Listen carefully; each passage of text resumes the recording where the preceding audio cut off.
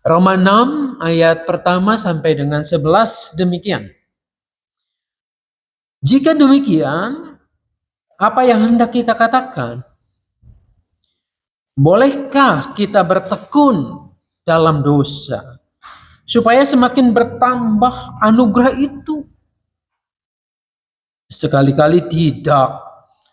Bukankah kita telah mati bagi dosa? Bagaimanakah kita masih dapat hidup di dalamnya? Atau tidak tahukah kamu bahwa kita semua yang telah dibaptis dalam Kristus Yesus telah dibaptis dalam kematiannya?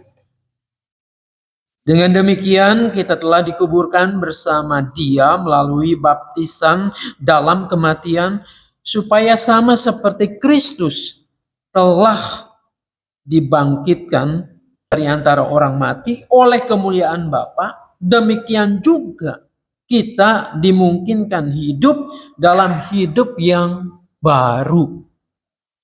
Sebab jika kita telah menjadi satu dengan apa yang serupa dengan kematiannya, kita juga akan menjadi satu dengan apa yang serupa dengan kebangkitannya. Karena kita tahu bahwa manusia lama kita telah turut disalibkan, supaya tubuh dosa kita hilang kuasanya, agar jangan kita menghambakan diri lagi kepada dosa. Sebab siapa yang telah mati, ia telah bebas dari dosa. Jadi karena kita telah mati dengan Kristus, kita percaya bahwa kita akan hidup juga dengan Dia. Sebab kita tahu bahwa sesudah dibangkitkan dari antara orang mati, Kristus tidak mati lagi. Maut tidak berkuasa lagi atas Dia, sebab Ia mati, yakni mati terhadap dosa, satu kali untuk selama-lamanya, namun Ia hidup, yakni hidup bagi Allah. Demikianlah hendaknya kamu memandangnya, bahwa kamu telah mati terhadap dosa, tetapi kamu hidup bagi Allah dalam Kristus Yesus. Sampai di sana yang berbahagia, yang mau mendengarkan firman Allah, memelihara dengan melakukannya. Jadi tadi saya di awal mengatakan tema ini bisa kebalik ini. Bahwa kita nampaknya hidup tetapi mengalami kematian rohani kita. Ibu-ibu dulu masih ingat nggak ketika belajar naik sepeda jatuh, kapok nggak? Kenapa nggak kapok? Habis belum bisa. Jadi kita ingin bisa dengan naik sepeda, kita bisa untuk pergi jauh, lebih jauh daripada jalan. Nah, saya masih ingat tuh ketika saya diajari sepeda oleh papa saya. Kira-kira apa yang dilakukan ketika orang dewasa mengajari anak-anak belajar sepeda?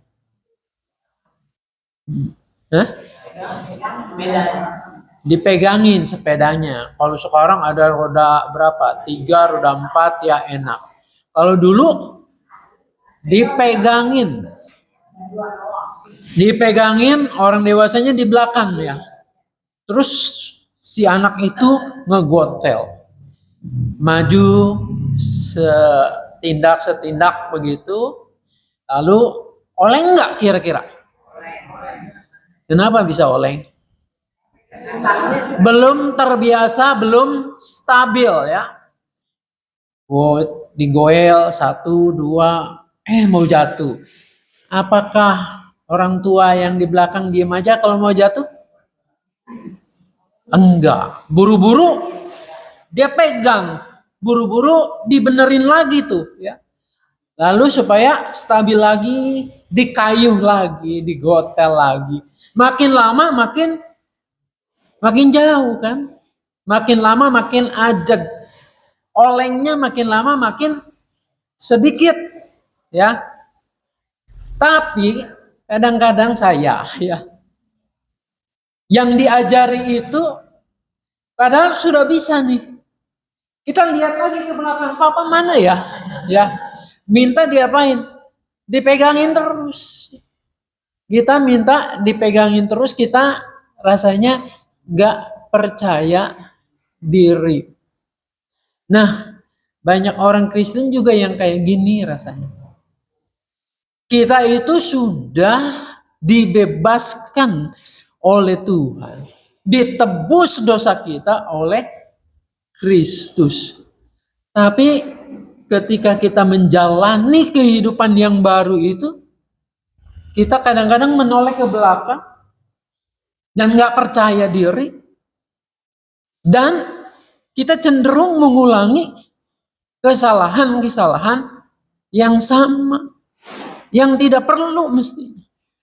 Bahwa kesalahan-kesalahan itu yang dulu sebetulnya kita harus buang, tetapi itu terus kita lakukan, kita kerjakan dengan pemahaman dan pikiran kita, nanti juga kan Tuhan Yesus maha baik, maha kasih. Nanti juga kalau saya datang ke gereja minta ampun dosa, Tuhan pasti ngampuni. Ada banyak cara pikir orang Kristen yang begini. Ini artinya bahwa dia tidak bisa untuk dilepaskan dari sebetulnya tekanan kuasa dosa itu. Karena kecenderungan hatinya terus ingin melakukan yang berdosa. Dalam pikirannya, nanti saya berdosa, saya diampuni. Dosanya semakin besar, maka kasihnya semakin besar mengampuni kita. Ini cara berpikir orang-orang di Roma nih. Paulus menegur itu. Ia mengatakan makanya, jika demikian, apa yang hendak kita katakan? Bolehkah kita bertekun dalam dosa? Ini pertanyaan retorik. Boleh enggak kita bertekun? Tekunnya bukan dalam kebaikan, tapi dalam dosa. Udah jelas jawabannya, tidak boleh kan? Sekali-kali tidak. Artinya jangan dipahami bahwa Tuhan yang begitu baik itu, Dia akan terus-menerus mengampuni dosa-dosa kita yang terus kita lakukan. Coba kalau kita emak-emak nih, ibu-ibu, ke anak kita bandel, melakukan yang salah. Kita tegurkan, kita ingatkan, nak, jangan begitu. Kamu melakukan seperti itu tuh keliru, salah. Iya mama, saya enggak lagi dah. Tapi 1-2 hari dia melakukan yang sama lagi. Karena dia pikir kalau saya minta ampun sama mama, mamanya pasti akan menyayangi, akan mengampuni, akan mengelus-ngelus. Iya anakku, kamu baik ya, kamu sadar dosamu, salahmu. Datang lagi, melakukan itu lagi. Karena dipandang mamahnya baik. Enak gak sih punya anak yang seperti itu? Baiknya diapain ya kalau anaknya yang kayak gitu? Baiknya disentil. Baiknya ya didoakan, diingatkan betul. Kita aja kan jengkel karena kasih dan pengampunan yang kita berikan kepada anak kita dipermainkan. Bukan dipandang sesuatu yang berharga. Demikian pula kalau kita melakukannya pada Tuhan. Jadi kita seolah-olah mempermainkan Tuhan, mempermainkan kebaikan dan pengampunan. Maka Paulus mengatakan tidak boleh begitu. Sekali-kali tidak. Jawabannya kenapa? Bukankah kita telah mati bagi dosa? Bukankah kita telah mati bagi dosa? Artinya, Yesus menebus kita dari dosa dan hidup kita tidak lagi dikuasai oleh dosa. Seperti apa sih yang kayak begini? Atau kita bertanya, apakah orang Kristen yang sudah ditebus oleh Yesus itu tidak dapat berdosa lagi? Bukan demikian. Jadi seperti ini. Ada seorang narapidana. Tahu nggak narapidana? Orang yang jahat lalu ditangkap, diadili, dan dihukum, dijebloskan ke penjara. Tergantung pasalnya, kesalahannya apa, maka yang dilanggar itu nanti ditentukan berapa lama dia dibui di penjara itu. Nah, katakanlah orang ini di penjara 10 tahun. Karena kejahatannya cukup serius. Waktu 10 tahun dia jalani di situ. Dalam keseharian dia terbiasa mengikuti ritme, mengikuti apa yang terjadi di tempat penjara itu.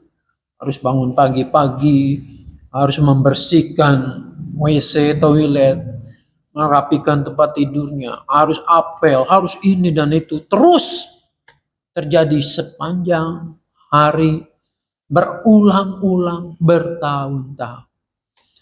Tibalah pada hari pembebasannya. Dia dipanggil, lalu diberikan surat pembebasan. Hari ini kamu bebas. Kira-kira gembira nggak? Gembira, tapi ketika saya melihat kehidupan beberapa kali pelayanan ke penjara, ada yang sedih juga. Kenapa? Keluarganya udah tidak mau nampung lagi. Ini mantan penjahat, mantan penjara. Terus banyak orang yang mencibir dia, mau cari pekerjaan, susah. Ada nggak yang mau terima kalau ini mantan penjahat? Ya kasihan, sedih. Lalu campur aduk tuh hatinya. Ada gembira, ada sedih. Dia keluar dari penjara itu, lalu berniat berpikir mau pulang atau mau kemana. Dia tidak punya lagi sanak saudara. Yang terjadi akhirnya, dia kembali lagi tuh ke seputar penjara itu. Lalu ia seolah-olah hidup kayak narapidana lagi. Karena apa? Setiap kali ia melakukan sesuatu, ingatannya ada tuh. Seperti rutinitas di penjara itu. Nah, ini mirip-mirip. Kadang-kadang orang percaya ketika dibebaskan dari dosa, kan sudah dibebaskan. Lalu pola hidupnya seperti itu. Harapannya sama aja sih. Orang yang mengenal Yesus dengan tidak juga. Ya ekonomi hancur, ya ikut hancur. Orang yang tidak mengenal Yesus mengalami kesedihan, kita juga bisa sedih. Dan akhirnya, ya udah, teman-temannya mengajak kembali saja. Jadi tidak ada perubahan di dalamnya. Padahal ketika Kristus membebaskan kita dari dosa, sama seperti sipir penjara memberikan surat kebebasan. Betul bahwa kita masih bisa melakukan dosa. Tapi seperti orang yang dibebaskan dari penjara, sekarang penjara itu tidak menguasai dia kan? Tidak menguasai dia lagi. Karena dia sudah di luar. Sudah bebas. Kita juga sama. Kita yang dulu manusia berdosa ini ditebus oleh Kristus. Seharusnya kita menjadi manusia yang bebas itu. Tidak lagi terikat oleh kuasa dosa. Kuasa dosa itu tidak membelenggu kita lagi. Karena kita hidup dalam damai sejahtera dengan Allah. Oleh karena penebusan Kristus. Jadi yang dilakukan adalah bahwa kita mengalami, kata Paulus ini, hidup yang baru. Hidup yang sama sekali bukan orientasinya pada dosa, pada kenikmatan duniawi kedagingan kita. Melainkan bagaimana kita bersyukur oleh karena Kristus sudah berkorban, sudah mati untuk kita manusia berdosa. Kalau kita pegang itu, Paulus mengatakan sama seperti Yesus sudah mati, lalu kemudian ia bangkit lagi, hidup lagi. Sesudah hidup dia tidak mengalami kematian. Maka orang-orang percaya akan mengalami hal yang sama seperti ini. Yaitu kita bisa mati, tubuh kita iya. Tapi nanti kita akan mengalami kehidupan yang kekal bersama dengan Kristus yang kita percaya. Jadi sekarang yang harus kita lakukan adalah hidup bukan lagi mengikatkan diri pada dosa itu. Tapi kita mengerjakan apa yang baik, apa yang benar di hadapan Tuhan. Sebagai apa? Ungkapan syukur. Ungkapan terima kasih. Kamsiah Tuhan, aku sudah dibebaskan dari belenggu kuasa dosa. Sehingga aku mengalami hidup yang baru. Coba sekarang kita tes. Hidup kita sudah baru belum? Dulu ketika ingat-ingat sebelum mengenal Kristus. Bagaimana cara hidup kita? Mungkin ada kepahitan, ada kejengkelan, ada akar-akar pahit di hati kita, ada dendam, ada iri hati. Sekarang masih ada enggak? Beneran? Enggak ada. Dulu misalnya, kalau ditegur orang merasa dirinya terhina. Dicuekin, tidak disapa. Oh mentang-mentang gua sama orang miskin, gak dipandang. Kecolek sedikit, kita ngomel, ngambek. Sekarang nih berapa puluh tahun ikut Yesus. Masih ada nggak yang kayak gitu? Ketika tersinggung orang, ketika dicuekin, ketika disenggol, kalau marahnya sama, jengkelnya sama, nggak ada yang baru. Yang barunya kita semakin tua, rambut semakin putih, badan kita semakin loyo.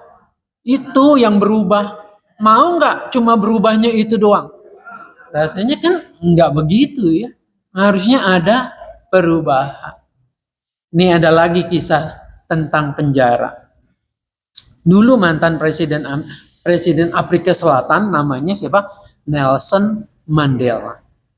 Dia berjuang terus untuk kemerdekaan, khususnya untuk diskriminasi kulit hitam dan kulit putih itu, politik apartheid namanya.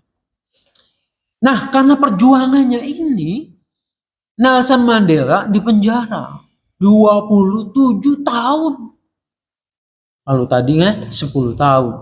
Ini lebih lama 27 tahun. Anak kita mungkin udah kawin lagi gitu ya. Udah punya cucu. Nah, pada hari kebebasannya, Ketika penjara terbuka dan dia meninggalkan penjara itu, dia melangkah. Dia melangkah kemudian menoleh sebentar ke belakang.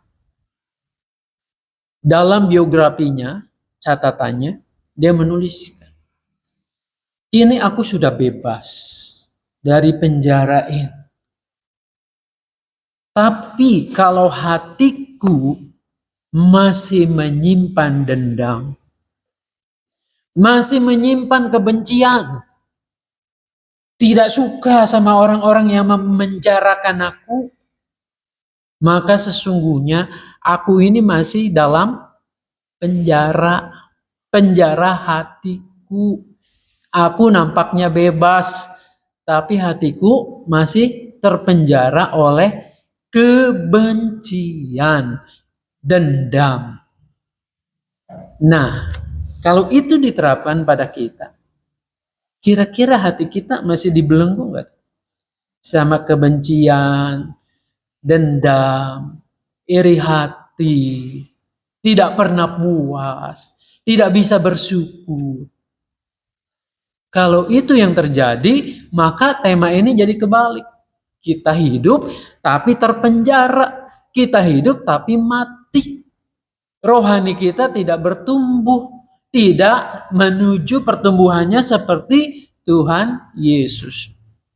Maka mumpung kita masih ada, masih hidup, bersihkanlah penjara-penjara di hati kita. Bersihkanlah kebencian, bersihkanlah dendam, ya.